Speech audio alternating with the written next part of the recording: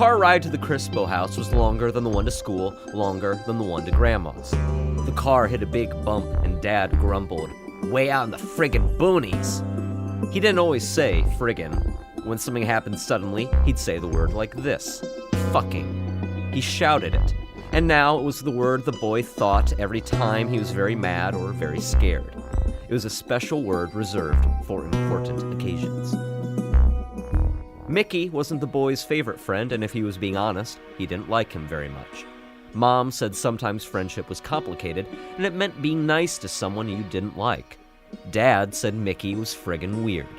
Dad said he didn't like Mr. Crispo, and that he wasn't going to stay for chit-chat, Karen. He was gonna just drop the boy off, then zip out of there. This got Mom mad, but she didn't fight it. Dad was right. In school, Mickey got in trouble every day and never for the same thing. One day, Mr. Pinchot, the security guard, opened Mickey's locker and found a knife. Mickey wasn't allowed to do show and tell after that. One time, he got in trouble for peeing outside during recess, but they didn't know he did that every day. It was the only time he peed. If he didn't, he wet himself during spelling and came back in different pants, and the lazy-eyed janitor sprayed his seat with bleach. While their friendship did not warrant a sleepover, Mickey had spent the last month convincing the boy his house did. Mickey said his dad had everything because he was a treasure hunter. He had guns, knives, and throwing stars, and he could deliver babies, and he killed a robber that was trying to get into the house. The boy, of course, could spot a couple of these as lies, but not all of them. If only 1 out of 5 was true, it would still be worth a visit.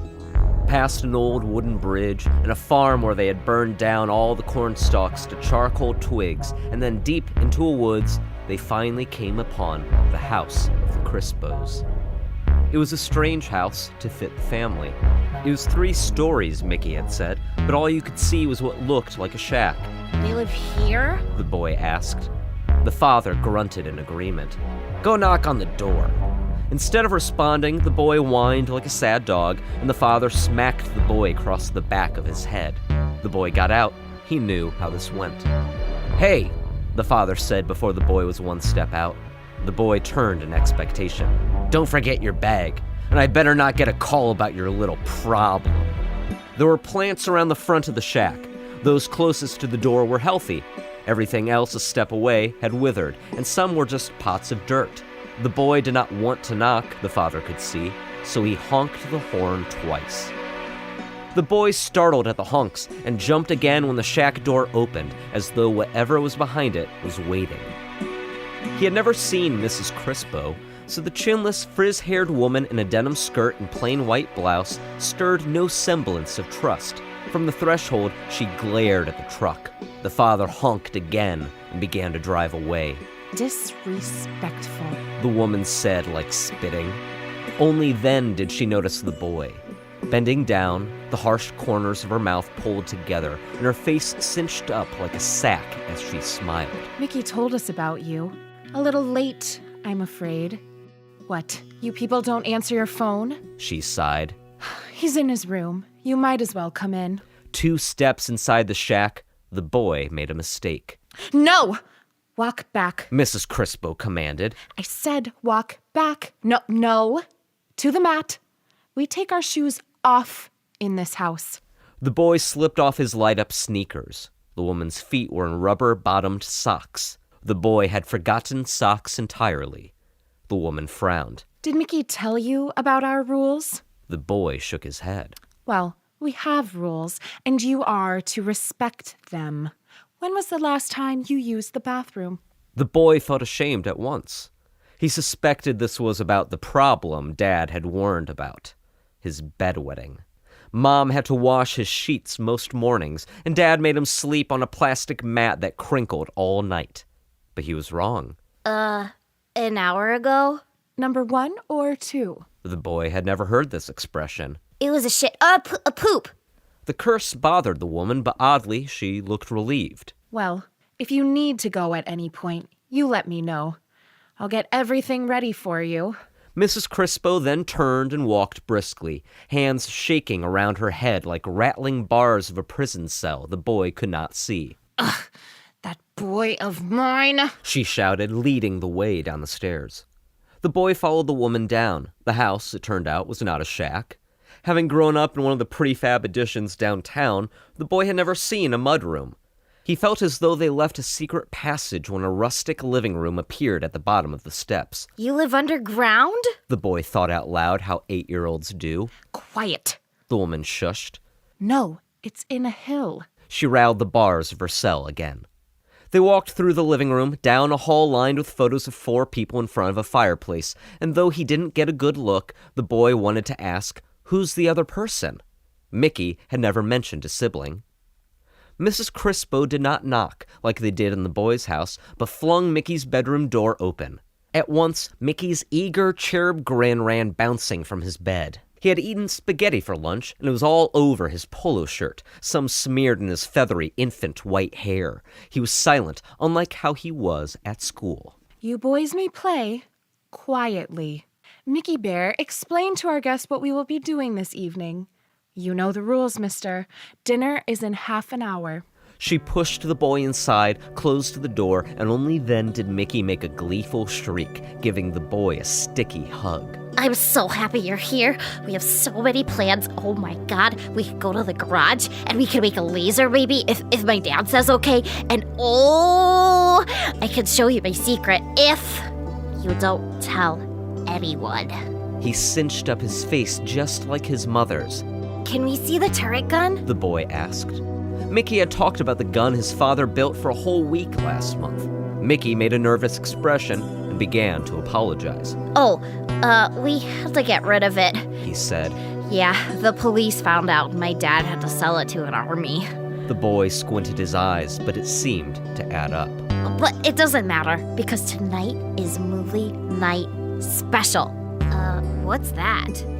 It's a special night. We watch a movie and eat a movie dinner. We're gonna have popcorn and milkshakes. The boy's jaw dropped. They never ate popcorn for dinner at his house. Come on, I'll show you my knives. On Mickey's windowsill, he had a collection of knives ordered by size. Mickey told him about each in turn, but the boy did not pay attention. Where in his own room a crucifix hung over his bed, a strange cross-like symbol hung over Mickey's, but it was not a cross. It capped in a triangle, with a half-filled circle in the middle. It was then he noticed the straps on Mickey's bed. Heavy leather belts across the arms, waist, and legs.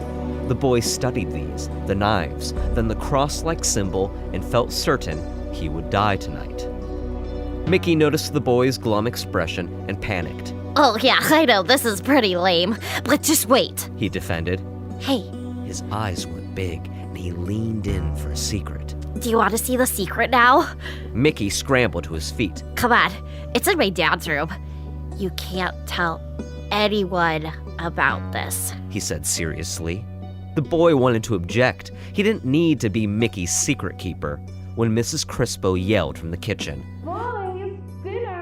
The boy sighed in relief as Mickey jumped to attention and ran without a glance back for his guest. Mickey was different here than at school. In this house, every disobedience was punished. In the kitchen, the mother was not, as the boy inferred, done with dinner. The oven was not on and nothing boiled on the stove. Rather, a series of plastic bags and cans were laid out on the wood-paneled kitchen island. You boys make it how you like, she said as she took a pill. Mickey hugged the boy again, grabbed 2 bowls, and announced he would take care of it. The boy was disappointed to see the popcorn already popped. That was the part he helped to do at home. It came in a plastic bag, store brand in artificial yellow. But they were not eating it plain. Mickey poured popcorn into each bowl halfway, then at the next stop, scooped spoonfuls of mayonnaise inside, then a can of tuna fish each.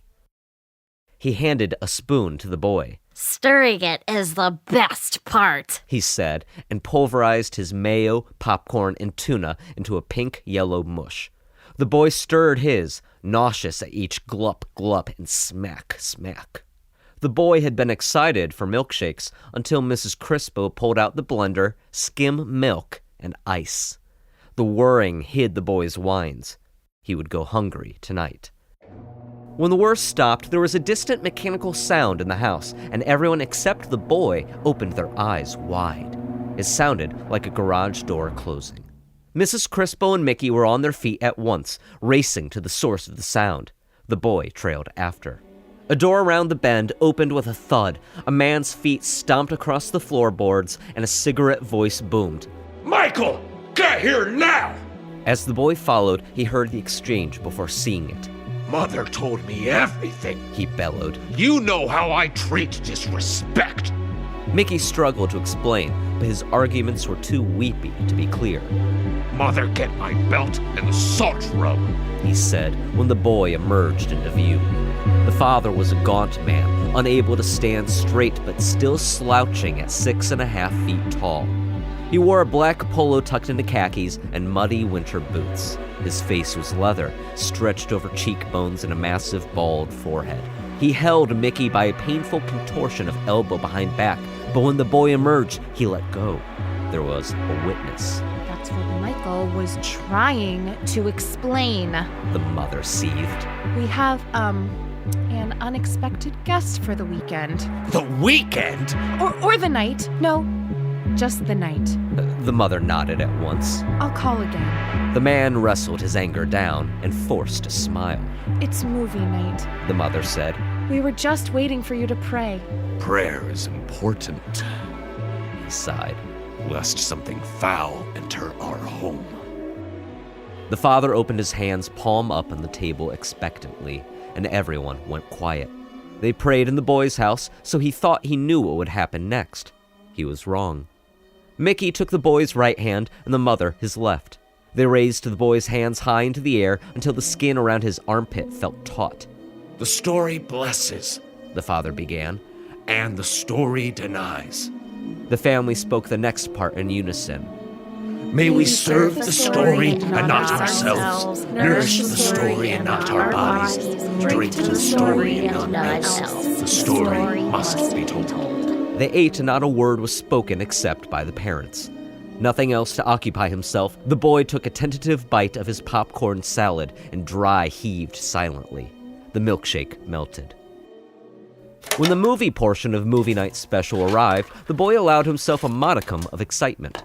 He did not recognize the box cover of the movie and did not recognize the strange black rectangle that slid out of the box instead of a disc. Though he had never seen a religious film before, he quickly recognized the poor quality, bad audio, and ham-fisted themes that mark them all. But he did not recognize the religion. The father talked the whole time. Now, boys, pay close attention. As the story says, the man who forsakes family for his occupation, the man who forsakes his story for his family, the man who forsakes story for his story is no man at all, but coward animate. You see, there's... On the screen, a tow-headed man was reading from a large book, and a claymation dog chased its tail. The boy was not used to being quiet and bored for so long, and could not hide his disappointment. As he closed his eyes and rubbed his face, Mickey watched with growing concern.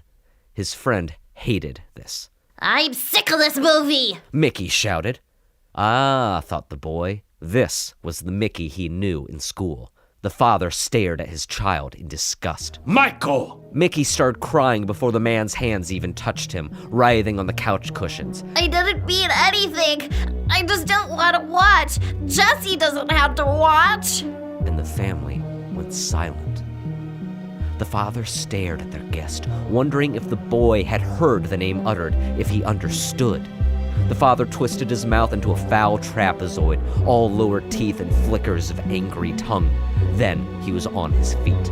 He grabbed Mickey by the wrist and was moving at once. Mickey twisted painfully behind his arm in pursuit as Mr. Crispo led the crying child out of view. Your story is being written, Michael! The boy and Mrs. Crispo listened as the screaming pair descended the stairs, closed a door, and went silent. Then Mickey, from a room a floor lower, separated by walls and doors and floor, began to scream. Oh, please, no, I didn't mean it. Oh, please, no, no, no. Oh, please, oh, not again. The boy listened to the screams, immobile, and suddenly felt like he had to pee. Mrs. Crispo left the couch to join the boy on the floor. She wiped her eyes, opened her arms, and when the boy did not fall into them, forced them around the boy. She squeezed and wrapped her neck and chin over his shoulder, pinching him. He could not see her face, but he heard her crying. Shh, shh, shh. Not a word except your story, not a sound except your breath. Shh, shh, shh, shh. Not a word except your story, not a sound except your breath. Mickey screamed now, then 3 short bursts of pain. And the woman wept into the 8-year-old's shoulder. Shh, not a word, not a sound. Shh, shh, shh, not a word, not a sound. This story must be told.